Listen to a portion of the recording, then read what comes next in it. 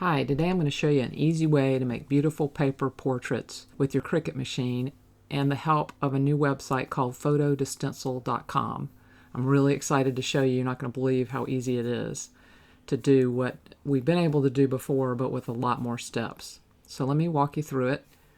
The website is phototostencil.com, the number 2. You're going to want to click Upload Your Photo. And then you're going to want to select your photo. I've left mine on the desktop here. It's going to process for just a second. And then it's going to give you a bunch of choices. And you can look at this and pick the one that you think gives the best level of detail and is the most recognizable for your image. I'm going to pick this one. When I hover over them, you can see that I'm getting a bigger preview down in the lower right corner. I think this is the one I like, and as soon as I click that, I have 2 options. One is to download a single stencil for 1 layer, or to download the SVG for a 3-color stencil. You aren't always going to have the same one be the best for a single layer stencil versus a multi-layer stencil, so this preview shows you, and you could use trial and error if it wasn't exactly what you expected. This is the one I want here. Download the SVG. That's it. Now I have the SVG file of the 3 layered stencils. Okay, that's saved to my default location, which is my downloads folder. So I'll need to go to the downloads folder and click on that to unzip it. Now I'm ready to upload it to Cricut Design Space.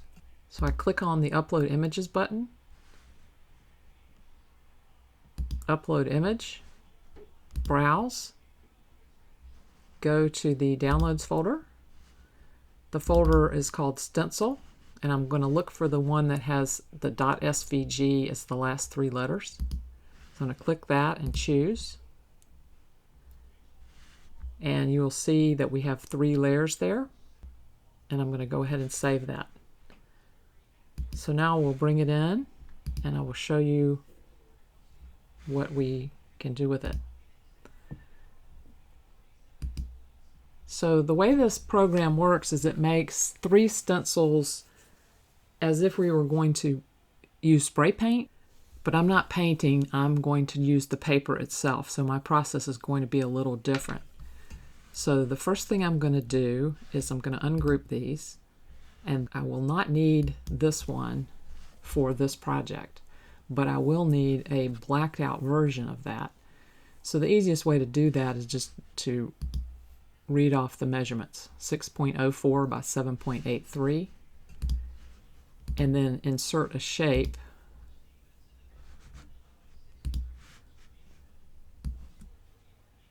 that's exactly the same size. So now this will be my bottom layer.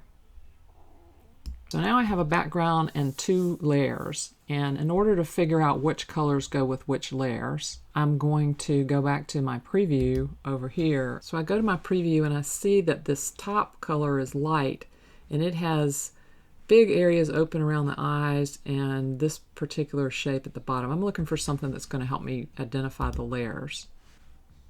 So this is going to be my light layer, and that makes this layer my medium layer. Now, if you get it wrong, you just change them back. And these are probably in the same order every time, but I'm not 100% sure. Okay, so now we need to get these in the right order stacking wise. And if I look over here, you'll see that my black is on the top, my gray is in the middle, and my white is on the bottom. I need them to be exactly the opposite of that. So I'm going to move this to the front, and then I'm going to move this to the back. And now this should be the right stacking order. But again, if you get it wrong, just try it again.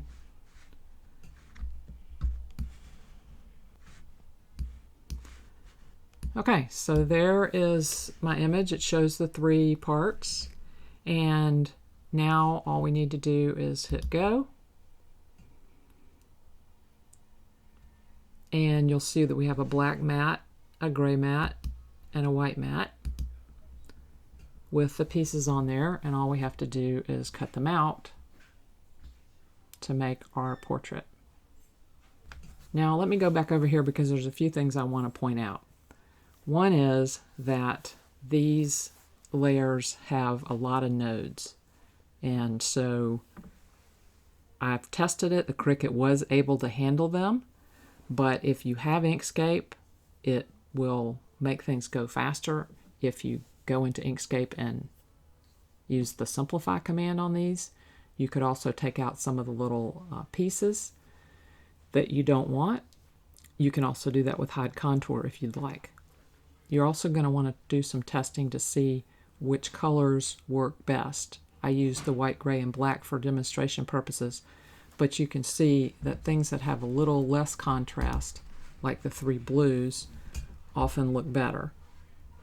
Also cut this in shades of purple. I find that the Recollections packages from Michaels that have a number of shades in the same color work really well for this.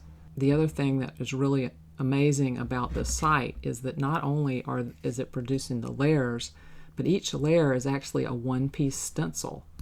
So there's no inner pieces to fall out, which means that they're easy to work with. There's no special placement involved. They're all the same size on the outside. You just stack them together and they're ready to go. And weeding is a breeze because this all pulls up in one piece. So I hope you'll enjoy using Photo to Stencil with your die cutter to make really cool, artsy looking photo paper art. If you've enjoyed this video, I hope that you'll like it, subscribe to my channel, and also stop by my blog, cleversomeday.com, and say hello. Thanks again for watching.